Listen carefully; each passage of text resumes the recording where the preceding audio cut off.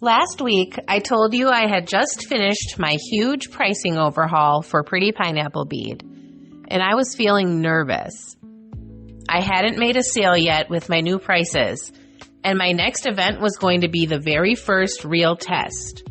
Well, that event has come and gone, and today I want to share what actually happened.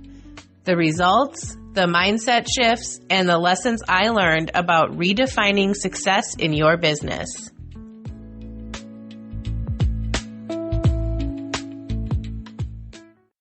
Hey friend, and welcome back to Sparkle and Shine. I'm Cassandra, your creative biz bestie and the heart behind Pretty Pineapple Bead, where I make colorful, confidence-boosting jewelry for women who want to feel vibrant, bold, and totally themselves. Here on the show, we talk all things small business, mindset, marketing, growth, and everything in between, with a whole lot of encouragement and real talk along the way. If you've listened to the last couple of episodes, you know I was both excited and terrified about raising my prices. I had finally taken time to analyze all of my costs, set up pricing tiers, and create a strategy that made sense. But I was also scared. Would anyone actually pay the new prices? Would it hurt my sales? So today's episode is a little behind the scenes recap of how that first market went, what worked, and what it taught me about confidence, value, and success. All right, let's start with the numbers because I know you love the real details as much as I do. So I've done this event for 4 years now. So what we're going to do is we're going to compare this year's results to last year's results at this event. All right. My booth fee this year was $105. Last year it was $100. I made $266.52 in total sales this year. It was 7 orders with 16 pieces being sold. Last year, the same event, $189.91. 7 orders, 12 pieces sold. So it's the same number of customers, but more items sold this year and a higher average order value too. This year was a $38.07 was the average order value. And last year was $27.13. Here's the part that really blew my mind. When I sat down after the event to compare the old prices to the new ones, I realized that if I hadn't raised my prices, I would have left $71 on the table. $71 might not sound like a lot, but that's basically the cost of another booth fee, an entire extra opportunity to make more money. That realization was such an eye-opener. And here's what's even more interesting. No one mentioned the new prices, not one person. No one said, wow, you're more expensive than before. No one hesitated or commented on the price tags. Most people didn't even look at the prices until after they'd picked something up, fallen in love with it, and decided they wanted it. I always put my prices on the back of my tags intentionally because I want people to connect with the piece first. I want them to pick it up, hold it, feel it, see themselves wearing it. That emotional connection is what sells handmade jewelry, not just the number on the price tag. Foot traffic this year seemed a little lower than in the past, but even with that, I had amazing interactions and great feedback. One woman who does digital marketing came through my booth.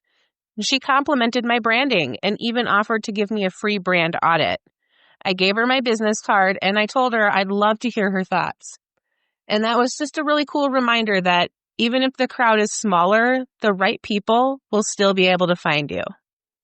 If you listened to the last couple of episodes, you know I was nervous about whether anyone would actually pay my new prices. But within the first 10 minutes of the event, I sold one of my wire-wrapped Tree of Life necklaces, and that single sale covered half of my booth fee. The customer didn't question the price at all.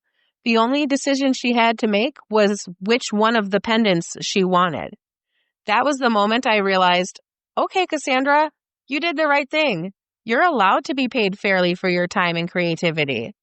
A little later, there was a couple looking at my earrings. The wife was admiring a pair on the seasonal display.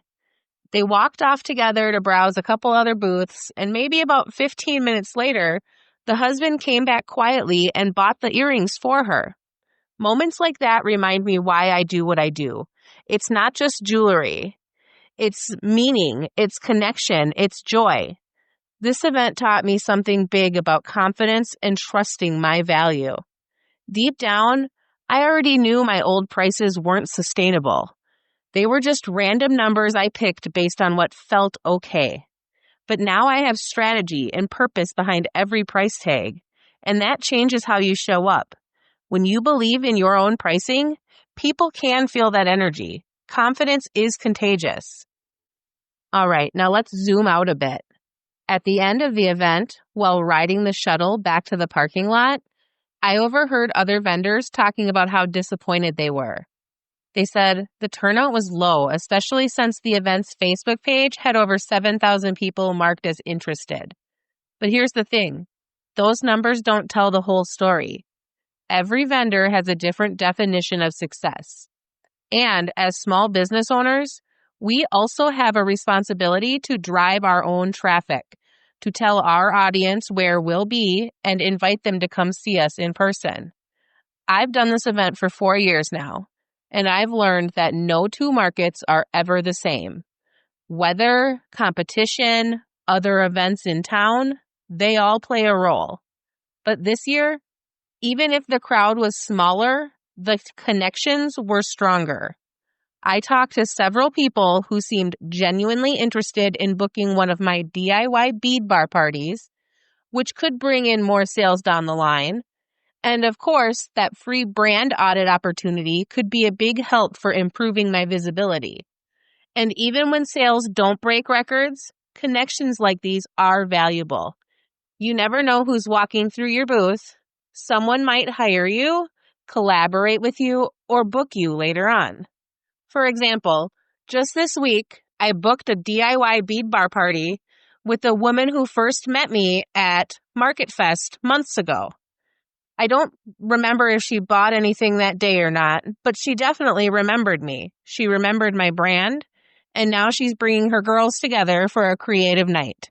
That's the long game. That's what consistency and connection can do. So if you've been second-guessing your prices or feeling discouraged after a slow event, here's what I want you to hear. You only fail if you give up. Everything else is a learning opportunity. Ask yourself, what did I learn from this experience? What can I tweak next time?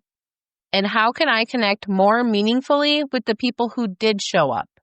If you've analyzed your prices and raised them like I did, take a deep breath and trust yourself.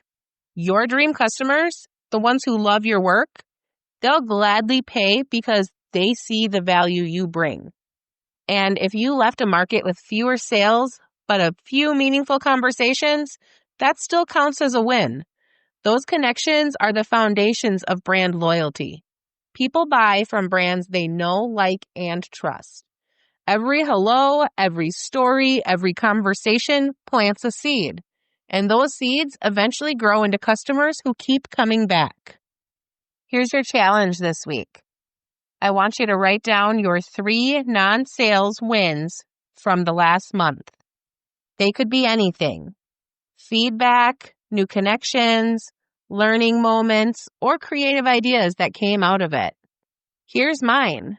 Number 1, connecting with that digital marketer who offered to do a brand audit. Number 2, booking a DIY bead bar party from a connection made months ago. And number 3, realizing that raising my prices meant earning $71 more. Proof that I'm finally pricing with purpose. As always, I would love to hear yours. DM me on Instagram at Sparkle and Shine Podcast and tell me your non-sales wins. Let's celebrate progress together because every small step is worth celebrating.